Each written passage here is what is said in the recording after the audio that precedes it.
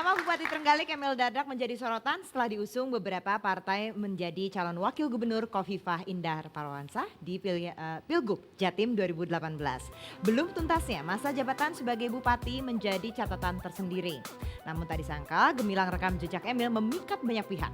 Inilah yang menjadi pertimbangan partai-partai politik untuk mendulang suara Mataraman di Pilgub Jawa Timur. Terlepas dari semuanya, Emil, sang birokrat muda ini yakin setiap langkahnya akan menjadi keputusan terbaik.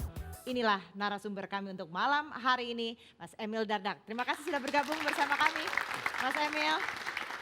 Tadi katanya ke Metro TV naik ojek, tapi nggak dari Trenggalek kan naik ojeknya? Oh enggak, alhamdulillah. Enggak. Tapi kalau di sana udah jadi bupati masih sering naik motor atau tetap harus naik mobil? Di sana nggak ada macet sih ya, jadi lebih sering naik becak malah kalau gitu. Naik becak gitu. Ya, kantoran. Baik, oke. Kita perkenalkan para bintang tamu kita, ini sudah ada 10 bintang tamu.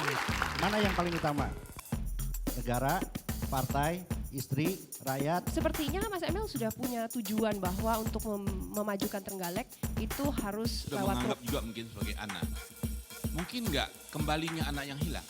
Siapa alasannya? Aku Singkat kebeli saja. aja, aku kebeli aja sama Mas M. Kebeli, oke. Olga. Kenapa orang harus datang dan melihat baik pariwisata maupun investasi di Trenggalek? Punya gagasan-gagasan brilian tentang kebijakan yang dibawa ke Indonesia. Nah, tapi yang jadi isu adalah bagaimana Negarawan itu tidak ada.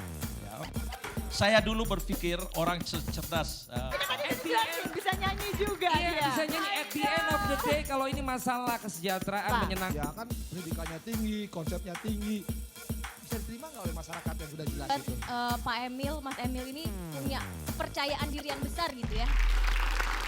Yang ingin bertanya duluan siapa? Jadi begini, saya cuma mau nanya ini aja. Mana yang paling utama? Negara, partai, istri, rakyat, Teh Emil. Ini satu lagi apa lupa saya? Ya insya Allah istri saya akan selalu menjadi seseorang yang tidak pernah berseberangan dengan rakyat. Saya yakin itu, makanya saya berani menikah dengan Arumi. Jadi insya Allah itu. Dan saya tahu betul, saya sudah baca juga ternyata kemenangannya salah satunya adalah presentasi dari istrinya. Makanya sempat pengen nanya apa nggak berusaha untuk nama istri, siapa tahu dia menang lagi. Banyak pendukungnya ya. Ini satu istri aja menang. Ya. Oke. Ngangon kucing tadi itu kalau pertanyaan. Dengan partai. dengan Saya partai. pertajam lah dengan partai. Tadi kan nanya partai kan? Betul kan? Bukan salah saya kan? Ya. Urutan keberapa Silakan. gitu? Partai, Mas- dengan Mas partai. Emil, Di silakan. antara 5 urutan tadi apakah partai kedua, ketiga, atau ketujuh? Beginilah, kita Lima. partai ini pada prinsipnya semua ingin berjuang untuk rakyat. Mereka punya kepercayaan sendiri-sendiri mana yang terbaik untuk rakyat. Mereka punya konstituen. Nah, oleh karena itu kita harus menghormati posisi politik masing-masing partai. Oh iya benar. Itu kepercayaan saya. Oleh karena itu insya Allah tadi istri kemudian juga partai itu semua bisa sejalan dengan rakyat. Betul. Itu. Mungkin Gitu Pak Komarudin Pak silakan Komarudin langsung dong. bertanya. Mantan kepala sekolahnya. Perasaan Pak Komarudin sebagai kepala sekolah terhadap salah satu murid sekolah. Di Indonesia saat ini kita kehilangan kenegarawanannya. Negarawan itu tidak ada. Ya. Saya dulu berpikir orang cerdas Pak Emil mestinya harus juga bukan saja sekedar jadi politisi tapi juga jadi negarawan. Komitmen terhadap. Ayo lu mulai marah kepala sekolahnya. Oh tidak kepala sekolahnya tidak mulai marah. Itu tadi saya sampaikan itu hak politik beliau. Iya. Tapi lebih lengkap lagi kalau untuk melengkapi kecerdasan itu harus komitmen terhadap Jadi seorang negarawan begitu ya, Pak. terhadap Istri. pilihan partai juga harus Pak, tidak bilang mudah aja, Pak. untuk berpindah-pindah. Saya kasih kesempatan Mas Emil untuk menjawab soal menjadi seorang politisi Negarawan. harus ada menjadi sikap seorang negarawan tadi yang disampaikan oleh mantan Ya, kepala sekolah. begini, saya memandang beliau sebagaimana saya sampaikan waktu itu kita ada sekolah pembekalan kepala daerah ya. Jadi terlepas dari latar belakang afiliasi politiknya diutamakan memang semua yang akan diusung di mana koalisinya ada PDI Perjuangan mereka menempuh sebuah pembekalan. Nah, pembekalan calon kepala daerah inilah yang membuat saya bisa kenal dengan beliau. Dan kalau saya sekarang melihat apa yang disampaikan oleh beliau tadi ya, saya seperti mendengarkan ayah saya sendiri bicara. Di mana apapun posisi kita itu tidak kemudian saya harus kemudian menyampaikan respon karena saya rasa beliau menyampaikan apa yang juga terbaik dari ideologi dan dari pikiran beliau. Ini menarik dari Bung Emil mengatakan, beliau dianggap sebagai ayah. Beliau sudah menganggap juga mungkin sebagai anak. Mungkin nggak kembalinya anak yang hilang? Saya Udah Saya diumumin, rasa Pak. ini di momen ini saya tidak ingin melihat rekor ke belakang karena tentunya begitu saya sudah ngomong hormat kepada partai, saya tidak mau kemudian mengeluarkan satu fakta-fakta seperti pernah terjadinya kembalinya anak yang hilang dan sebagainya. Tapi satu, tidak ada hal yang keabadian selain Tuhan di hidup ini. Jadi kita tidak pernah tahu ke depannya bagaimana, tetapi pada saat ini saya harus konsekuen terhadap apa yang sudah diputuskan, tetapi tidak akan mengurangi sedikit pun rasa hormat saya kepada beliau. Gini. Ideologi yang ditanamkan ke saya untuk membela rakyat kecil, untuk mengutamakan kesetiaan terhadap Pancasila 1 Juni 1945, mengedepankan Trisakti, itu nggak akan bisa dicabut dari dada saya. Itu yang paling penting. Baik. Oke, Mas Rian silakan.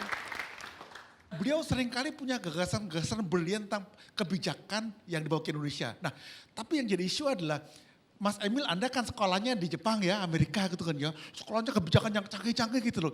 Nah, pada waktu dibawa ke Jakarta barangkali nyambung ya. Tapi bagaimana cara Anda menyambungkan kepada masyarakat yang relatif desa di Trenggalek itu, Mas? Bagaimana cara Anda menyambungkan Kepake itu, Mas? nggak ilmunya Iya, begitu? betul. Gimana Silakan itu ya, Mas Mas? Emil. Ya. Memang yang kita kerjakan adalah skala nasional. Tetapi memang ada juga yang disebut sebagai subnational policies. Nah, subnational policies ini adalah kebijakan daerah yang kita harapkan itu bisa kemudian diterapkan dengan lebih prudent. Sebagai contoh pengelolaan fiskal daerah. Kemudian juga kebijakan pengembangan wilayah. Nah, pada saat kemudian Trenggalek ini paling jauh, maka kita harus melihat ini gelasnya setengah penuh atau setengah kosong. Maka kita lihat pada saat kita paling jauh dari utara, kita adalah yang paling terdepan di pesisir selatan. Nah, tapi bagaimana kita kemudian mewujudkan itu? Maka harus dibangun pusat pengungkit pertumbuhan di selatan Trenggalek. Maka saya berani mengambil sebuah kebijakan, walaupun ibu kota Trenggalek ada 60 km dari pesisir, tapi kita akan memfokuskan atensi pembangunan kita ke selatan.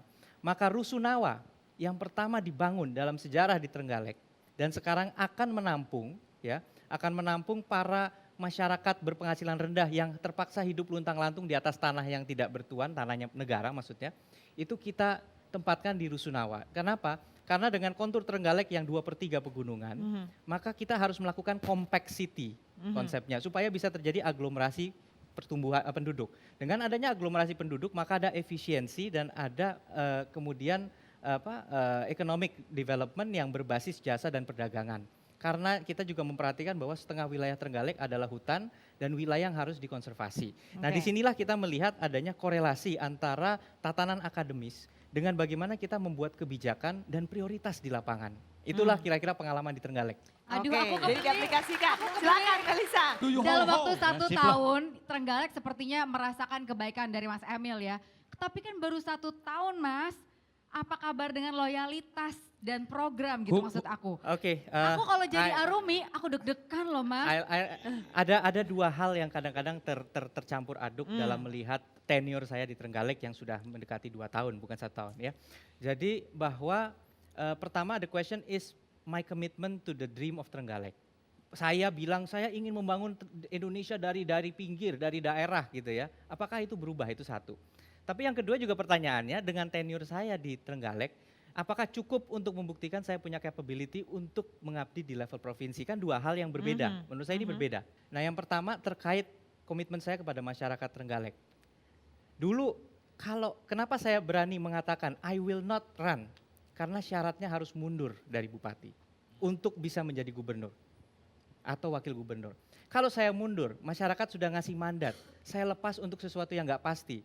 Bagaimana perasaan mereka?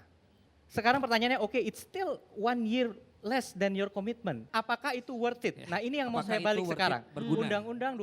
Undang-undang pemerintahan daerah yang baru yang dihasilkan oleh DPR RI itu kemudian jadi Trenggalek ini setengah wilayahnya adalah hutan. Ya. Dan juga pesisir 100 km. Kalau kita ingin membangun, kenapa momentum ini penting? Presiden Joko Widodo punya komitmen membangun poros maritim dunia. Bahwa pada saat undang-undang itu belum berlaku, sebenarnya kewenangan untuk kehutanan maupun kelautan itu melekat di kabupaten. Nah, oleh karena itu kalau ditanya pengorbanan about one year ini 1 tahun ini, worth it gak untuk masyarakat Trenggalek? Insya Allah iya. Karena apa? Karena kewenangan yang akan kita perjuangkan di provinsi, ini adalah yang menyangkut hajat hidup mayoritas masyarakat Trenggalek. Jadi tujuannya akan lebih besar lagi begitu.